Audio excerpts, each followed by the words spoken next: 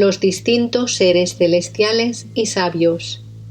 En cada sociedad hay un número de sabios que iluminan este mundo con su propia luz. La gente no para de correr en todas direcciones, como hojas secas arrastradas por el viento del samsara. Cuando se olvidan del ser, incluso los moradores del cielo se abrasan en el fuego del placer sensible. Los demonios son destruidos por los dioses, que son sus enemigos naturales, y son sepultados en el infierno por Narayana. Los artistas celestiales, o Gandharvas, ni siquiera olfatean el aroma de la sabiduría. Están perdidos en el disfrute de su música y otros placeres sensibles. Los seres celestiales, conocidos como Vidyadharas, no respetan a los sabios, pues son vanidosos y se consideran portadores, adhara, de la sabiduría, Vidya. Los semidioses conocidos como Yakshas se consideran a sí mismos inmortales y hacen gala de su aparente perfección ante la gente vieja y amenazada por la muerte. Los demonios conocidos como Rakshasas viven en completa ilusión. Los fantasmas o pishakas se entretienen en molestar a la gente. Otros habitantes de los mundos inferiores, conocidos como nagas, son completamente inertes y estúpidos. Los demonios llamados asuras son miserables gusanos que viven en oscuros agujeros del subsuelo y no pueden alcanzar sabiduría de ningún tipo. Entre los seres humanos los hay de mente estrecha y mezquina, que solo se interesan por las frivolidades y gastan su tiempo persiguiendo malos deseos. Por esa razón, nunca entran en contacto con algo verdaderamente bueno y sabio. Su propia vanidad les aleja siempre del camino correcto. Hay cierta clase de gente que se dedica a practicar poderes supranormales, pero han caído en el mismo pozo de la gente inculta que come y bebe sin medida. Pero entre los dioses también existen seres liberados, como Brahma, Vishnu y Rudra, lo mismo que entre los héroes, como Kasyapa o Sanat Kumara, o incluso entre los demonios, como Hiranyaksha, Bali o Pralada, y entre los Rakshasas, como Vibhishana o Prahasta, y también entre los mismos nagas, como Takshaka y otros sabios liberados en todos los niveles de la existencia. Entre los seres humanos también hay seres liberados, pero por desgracia no son frecuentes. El Jivan Mukta, o ser liberado, es uno entre millones de seres. Los enemigos de la bondad, como la codicia, la lujuria, etc., se debilitan en presencia de los sabios, llenos de desapego hacia el mundo objetivo, que permanecen siempre en el estado supremo. Estos no dan rienda suelta a la euforia ni a la cólera. No poseen nada, ni se implican en ninguna empresa para obtener beneficios. No agitan a la gente, ni se dejan agitar por ellos. No se dejan limitar por las creencias tradicionales, ni son ateos. No se dedican a tortuosas prácticas, aunque parezcan recomendadas por las escrituras. Su acción y comportamiento está lleno de dulzura y sentido común. Es delicado y sincero, completamente desafectado. Complacen a todos los hombres, indican el camino de la verdad y deciden lo mejor en el momento oportuno. Se ocupan en todo tipo de actividades externas, pero en su interior se mantienen fríos y tranquilos como la luna llena. Les gusta profundizar en el significado de las escrituras. Saben quién está maduro para la comprensión y quién no lo está todavía. En cualquier ocasión saben lo que deben aceptar y lo que tienen que rechazar. Sus acciones son adecuadas en cualquier circunstancia. no realizan acciones prohibidas y disfrutan con la compañía de la gente bondadosa. Rinden culto con las flores de la sabiduría a todo aquel que busca su compañía y su enseñanza. Libran a la gente de sus pesares y tristezas múltiples. Son amables y educados, pero cuando los gobernantes se tornan injustos y abusivos, los golpean sin concesiones, como un terremoto estremece la más sólida de las montañas. Reconfortan a la gente angustiada y estimulan la dicha de los que son felices. Controlan el comportamiento insensato de la gente. Las ventajas del satsanga o compañía de los sabios. Cuando nos sentimos afligidos por una gran confusión mental, por espesas dificultades y desgracias, el único refugio son estos hombres santos. Debemos recurrir a ellos después de reconocerlos por las características que he mostrado anteriormente y encontrar la paz. Sin la ayuda de estos santos hombres, no podemos cruzar el océano del samsara, pero no debemos permanecer pasivos y aceptar de modo fatalista lo que nos sucede. Aunque no encontremos hombres que posean todas las características que acabamos de describir, si hallamos alguno que posee siquiera una de ellas, debemos recurrir a él, haciendo caso omiso de otros defectos que podemos descubrir en su persona. Debemos aprender a captar la bondad de las personas en medio de sus defectos y esforzarnos por frecuentar la compañía de la gente sabia y bondadosa. Aunque una buena persona tenga algún defecto, debemos servirla, sin dejarnos arrastrar por nuestros malos deseos. Si no superamos los malos deseos, veremos al mejor de los hombres como un malvado. Esto es lo que he observado durante mucho tiempo. La mayor desgracia que puede sufrir una sociedad es tomar a un hombre bueno por malvado, por culpa de las circunstancias. En resumen, debemos abandonar toda actividad y dedicarnos a frecuentar y servir a los hombres santos. No encontraremos ningún obstáculo en ello, y es lo que puede proporcionarnos la felicidad en este mundo y en el otro. No debemos alejarnos de los hombres buenos, porque su mera proximidad provoca la felicidad a su alrededor. Rama preguntó en este momento: los seres humanos tenemos diversas formas de superar el dolor, pero ¿qué sucede con las moscas y los gusanos, y con los animales y las plantas en general? Vasista respondió sobre este particular: todos los seres residen en la conciencia de un modo adecuado a su naturaleza. Esos que nombras también tienen sus deseos y aspiraciones. Los seres humanos tienen menos dificultades para conseguir sus deseos, mientras que para esos los obstáculos son enormes y prácticamente insalvables.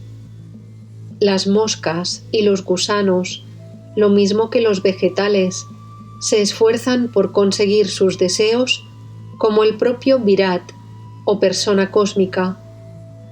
Un niño hace gestos amenazadores con su puño cerrado. Tan poderosa es la vanidad. Los pájaros nacen y mueren en el espacio vacío. Hasta las hormigas encuentran alimentos para su subsistencia y los acumulan para alimentar a sus hermanas.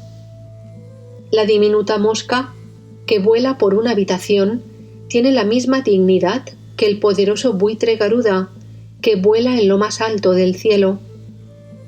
Las ideas de individualidad y posesión son idénticas en los seres humanos y en los más miserables gusanos, con toda su carga de implicaciones y limitaciones correspondientes. Los gusanos se esfuerzan igual que nosotros por conseguir sus medios de subsistencia, porque aman la vida como nosotros. Las vacas y otros animales parecidos no ponen gran interés en dónde residen, como un esclavo no siente interés por conocer nuevos países que considera muy parecidos al que habita. Pero todos sienten placer y dolor, aunque en el caso de aquellos animales están libres del sentido de la propiedad. Un brote vegetal siente cierta molestia cuando es mordisqueado por un gusano, como el hombre dormido siente cierto malestar cuando le pica una pulga. Indra, como el más miserable gusano, siente atracciones, repulsiones, temores, deseo de alimento y de sexo, tristezas y alegrías, y en general toda la angustia derivada del nacimiento y de la muerte. La única diferencia entre los animales y los hombres consiste en que éstos comprenden el significado de las palabras y la naturaleza de los elementos, y en consecuencia pueden anticipar los acontecimientos futuros, mientras que las plantas y los animales no pueden hacerlo.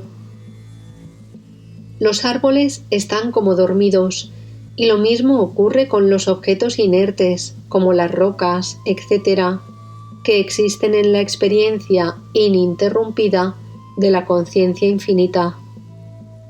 No sienten ninguna noción de división.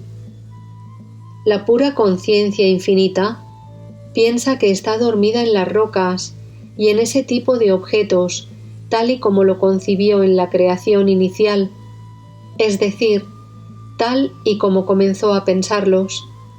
Y del mismo modo, tú existes como tú mismo, y yo existo de esta forma. En el Ser Supremo o conciencia no hay dolor ni placer de ningún tipo. La única causa de esta ilusión es la ignorancia. Pero cuando esta ignorancia es despejada por el conocimiento, no se ve ninguna cosa individuada o separada del ser. Cuando se comprende la verdad, este mundo soñado cesa de repente, porque en ese caso, ¿qué podemos desear o qué puede ser alcanzado que no sea el propio ser que ya somos? Cuando la ola se sumerge en el océano, no por ello desaparece el agua que la ha formado. Cuando el cuerpo desaparece, la conciencia permanece sin cambio alguno. Solo los ignorantes persisten en su idea de un mundo objetivo y lo sienten como si fuera real. El correcto entendimiento de esta verdad abre la puerta del autoconocimiento. Este mundo aparece en Brahman como un objeto se refleja en un espejo. Aunque el objeto reflejado parece hallarse en el espejo, no está realmente allí. Del mismo modo, aunque el mundo parece existir en el espacio, no está ahí. Aunque es irreal, parece producir efectos, como cuando uno tiene sueños de carácter sexual y se produce una descarga de semen. Pero ni siquiera el ignorante sabe por qué considera real este mundo, pues no tiene fundamento alguno para ello. En este instante, Rama preguntó con curiosidad: «Pero hay gente, querido sabio, que sostiene que puesto que la muerte es inevitable, debemos vivir felizmente el tiempo que tengamos de vida, pues cuando el cuerpo es reducido a cenizas, no queda nada en absoluto que sobreviva. ¿Cómo puede esta gente superar el dolor del samsara?» Vasista le respondió con suavidad: Refutación del materialismo. La inteligencia interna siente como si fuera obvio y evidente todo aquello en lo que cree firmemente. La conciencia es universal e indivisible, porque es una y diversa al mismo tiempo. Antes de que surja el concepto de creación, no existe nada en absoluto, y por consiguiente, nada de lo creado o imaginado es verdadero realmente. Los ignorantes no comprenden esta verdad sobradamente expuesta en todas las escrituras. Son cadáveres vivientes. Los que han comprendido y realizado que todo es pura conciencia o Brahman, no necesitan ninguna enseñanza complementaria. Lo que aparece como real en el campo de la conciencia se percibe y se siente como real. Pero sea real nuestro cuerpo físico o no lo sea, todos estamos hechos de lo mismo. Si se afirma que la conciencia se reduce a las percepciones sensibles, no podemos librarnos del sufrimiento, porque mientras vivimos estamos sujetos a percepciones y experiencias contradictorias. Pero si uno comprende que este mundo solo es un pensamiento que brota en la conciencia, cesa de inmediato la contradicción y nuestra experiencia no se siente como contradictoria o dolorosa. Lo mismo que las partículas de polvo que flotan en el espacio no le molestan en absoluto, el placer y el dolor no afectan al que está firmemente convencido de la conciencia infinita, una e indivisible. Nosotros no podemos poseer un cuerpo, ni una personalidad, ni siquiera una mente o jiva. Todo eso no es más que conciencia, y cualquier idea que brota en ella se siente como real precisamente porque ha brotado en ella. Pero sea real o irreal, solo es lo que siente ese cuerpo y esa mente que estamos sintiendo previamente.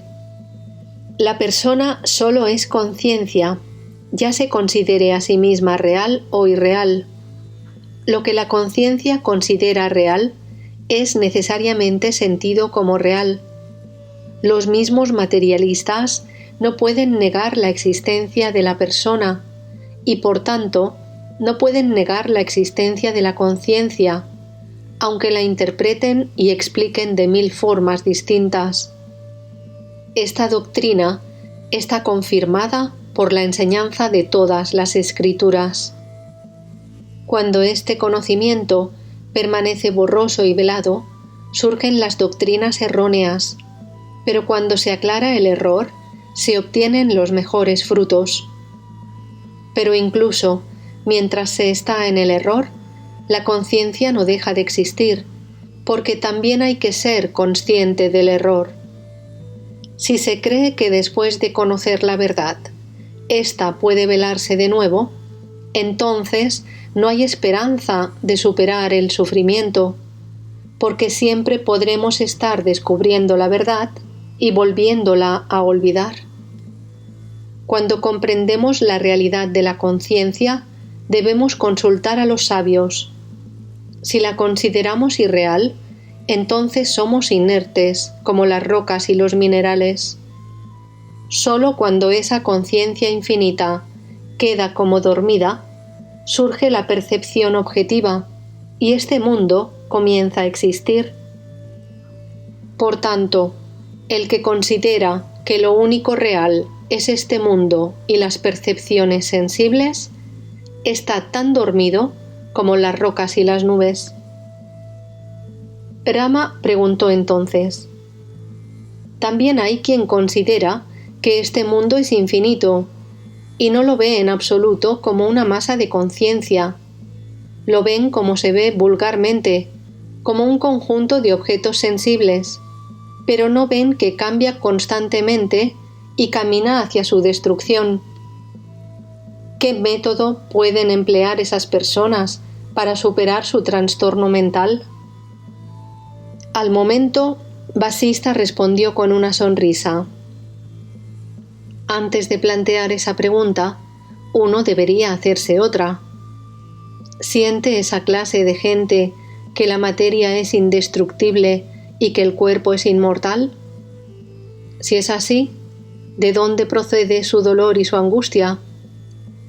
Pero si el cuerpo está compuesto de partes, seguramente debe descomponerse y perecer. Si sabemos que el ser es conciencia y no un cuerpo material, para nosotros ya no hay samsara o mundo aparente en la conciencia. Pero si nuestro conocimiento no está purificado por esos pensamientos de sabiduría, no podemos existir sin el soporte del samsara. Es decir, la conciencia tiene que creer que renace una y otra vez después de la muerte. Los que creen que no hay algo como la conciencia solo experiencian un estado inerte o meramente material. El que está firmemente convencido de que solo la experiencia del cuerpo material es real, supone que la muerte es el fin de todos los pesares. Pero esto solo es una experiencia errónea. Cuando abandona el cuerpo, si cree que la conciencia no existe, se transforma en una cosa inerte y se sumerge en la impenetrable obscuridad de la ignorancia. Por otro lado, los que creen que el mundo tiene solamente una realidad relativa, como una especie de sueño, continúan experienciando este mundo soñado o ilusorio. La experiencia de placer y de dolor se produce de ambos modos. Ya consideremos este mundo como una realidad absoluta y permanente o como un fenómeno cambiante y perecedero. Los que suponen que el mundo es una substancia cambiante, pero simplemente material, desprovista de conciencia, son como niños y no se puede hacer nada por ellos. Los que comprenden que los cuerpos existen en la conciencia son sabios. Me alegro por ellos y les saludo cordialmente. Los que piensan, en cambio, que en el cuerpo hay una inteligencia que depende de lo inerte, solo son ignorantes. Es la conciencia pura, con el jiva como cuerpo, la que va de un lado a otro por el espacio cósmico y experiencia en su interior todo lo que el jiva contempla en su mente. Del mismo modo que las nubes dibujan en el cielo formas diferentes y las olas se yerguen sin cesar en la superficie del océano, los mundos aparecen en la conciencia infinita. La ciudad soñada es sólo la mente del que sueña, que no necesita material alguno para construirla. Lo mismo ocurre con este universo. Es conciencia pura y nada más que eso. Los que comprenden y realizan esto están libres de toda ilusión, de todo apego y de cualquier angustia mental, mientras continúan realizando acciones adecuadas de forma espontánea, sin deliberación alguna, en las circunstancias que la vida les va deparando. Solo somos conciencia pura. ¿Qué otra cosa puede haber distinta a ella? Si solo existe la conciencia, ¿qué hay que obtener o qué hay que rechazar? Puesto que no hay otra cosa que la conciencia, la atracción, raga, y la repulsión, dvesha, solo son palabras sin sentido. Conciencia son los seres humanos, los dioses, los naga, las montañas y los objetos en general. Yo soy conciencia pura, y lo mismo eres tú. Ambos moriremos en un momento o en otro, pero la conciencia no puede morir. La conciencia no puede ser consciente de objeto alguno porque sólo ella existe, de forma que las polémicas sobre unidad y diversidad no tienen fundamento. Los miembros materialistas que sólo creen en la realidad de los cuerpos físicos admiten esta conciencia en la medida en que se refieren a la mente o inteligencia que les hace pensar y decir lo que dicen y piensan. Esta conciencia es llamada por algunos Brahman, por otros Jnanam, o Sunya, o Maya, o Purusha, o Chidakasha, o Shiva, o Atman, o con muchos otros nombres. Todos estos nombres solo se refieren a la conciencia, porque es la misma conciencia la que se contempla a sí misma de todas estas formas desde la mente individual de los distintos puntos de vista de las personas. Deja que mis órganos sean destruidos o que se hagan tan poderosos como el monte Meru. ¿Qué pierdo o gano con ello si he comprendido que soy conciencia pura y no esos miembros? Mis abuelos, mis padres y el resto de mis seres queridos han muerto, pero la conciencia no puede morir. Es innacida e inmortal, vacía como el espacio. ¿Acaso puede morir el cielo? Igual que el mundo desaparece todas las noches en la oscuridad y vuelve a aparecer cada mañana cuando amanece, lo mismo ocurre con el nacimiento y la muerte. Deberíamos considerar la muerte como un acontecimiento dichoso porque nos permite ir de un cuerpo a otro. Solo los estúpidos pueden lamentar una oportunidad tan atractiva. Y si por el contrario crees que no vas a volver a nacer en otro cuerpo, tampoco hay razón para lamentarte, porque en ese caso la muerte es un descanso definitivo que pone fin a las calamidades de la vida. El sabio no se alegra ni se lamenta por la vida o por la muerte. Tampoco tiene sentido temer a la muerte porque somos conscientes de nuestras malas acciones, pues el malvado sufre en este mundo lo mismo que en el otro. Por consiguiente, ¿por qué lamentarnos de nuestra muerte inevitable en lugar de exclamar con alegría: «Me voy de aquí»? Incluso estas palabras carecen de sentido cuando uno ha comprendido profundamente que lo único que existe es la conciencia infinita. El espacio existe en el espacio. ¿Qué significado tienen palabras como nacimiento o muerte? Comer, beber, vivir y todas las acciones carecen de sentido sin el pensamiento de yo y mío. Tú eres como el cielo en el espacio. ¿Cómo puedes desear nacer en ti mismo? El sabio disfruta con lo agradable cuando le sobreviene sin pretenderlo, traído por el río de la vida.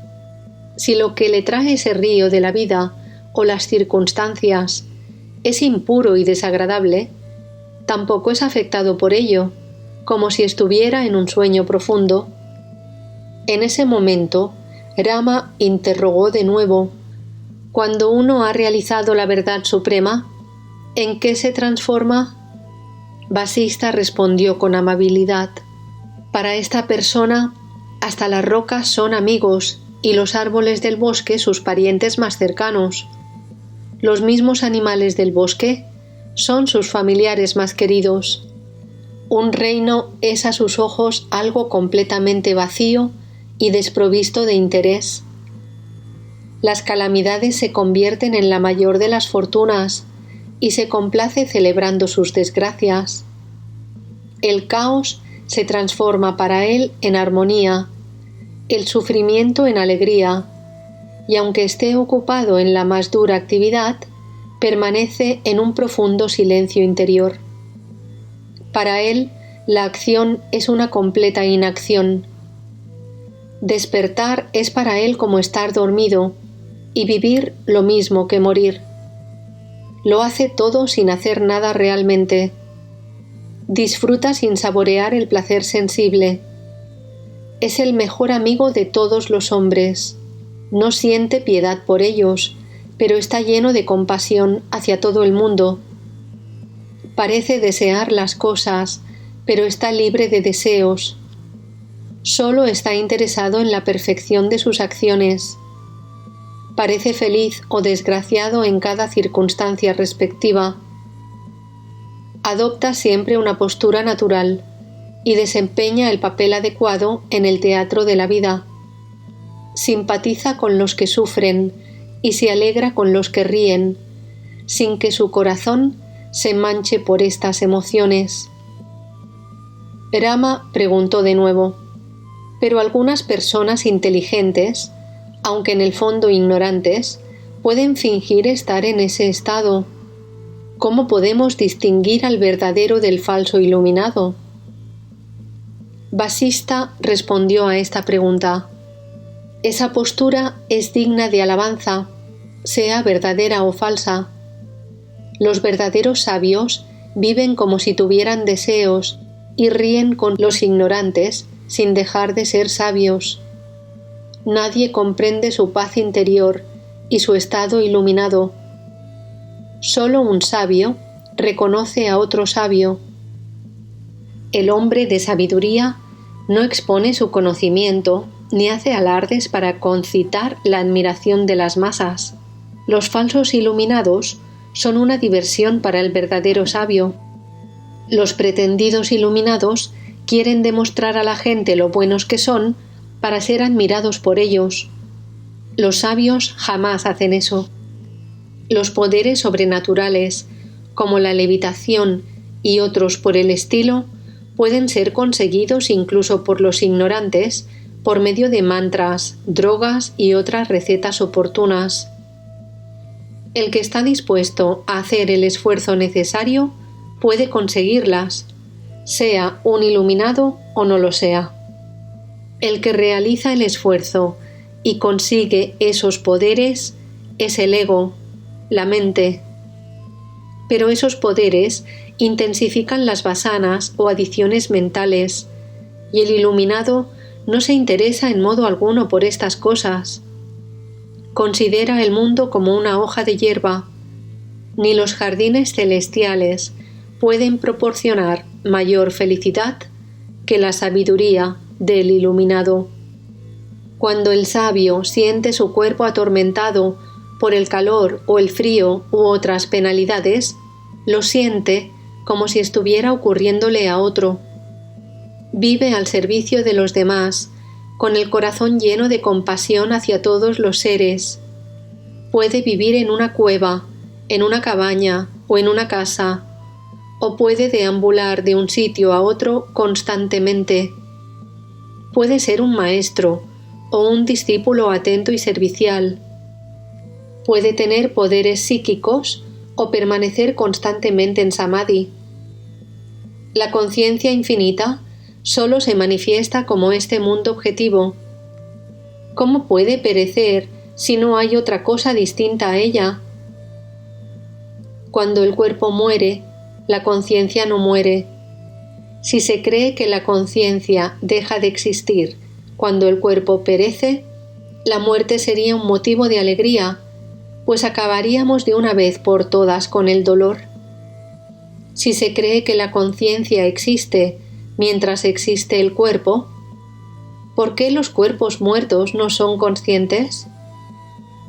Todos estos argumentos no son válidos. Lo único real es la conciencia infinita, y lo que desea experienciar lo percibe como existente porque no encuentra ningún obstáculo para realizar sus ideas. El mundo no ha sido creado jamás. Lo único que hay es infinita conciencia. Esta conciencia desea experienciar su poder infinito. Se conoce cuando es consciente de sí misma y se desconoce cuando se ignora. Por consiguiente, tanto el conocimiento como la ignorancia son conciencia pura, y en realidad no existe tal distinción. Uno debe dedicarse seriamente a la comprensión de sí mismo. El autoconocimiento nos proporciona la paz suprema.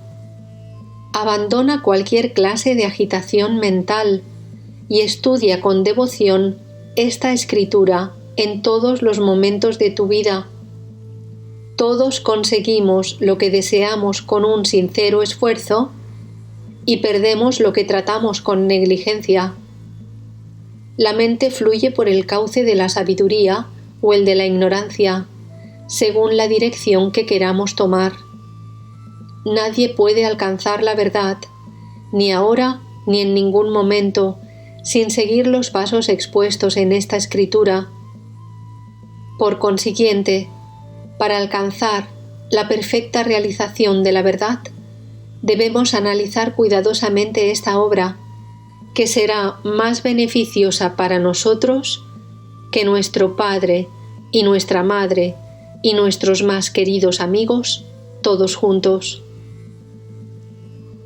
La temible enfermedad conocida como samsara o esclavitud al mundo existente no se cura con otro remedio que con el autoconocimiento.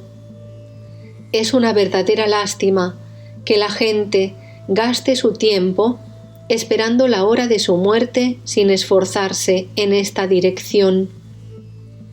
Los insensatos que corren tras las riquezas y la fama hipotecan su vida cuando intentan preservarla. ¿Por qué no la emplean en la investigación de la escritura que puede conducirlos a la inmortalidad? La desgracia y el infortunio se extirpan de raíz por medio del autoconocimiento,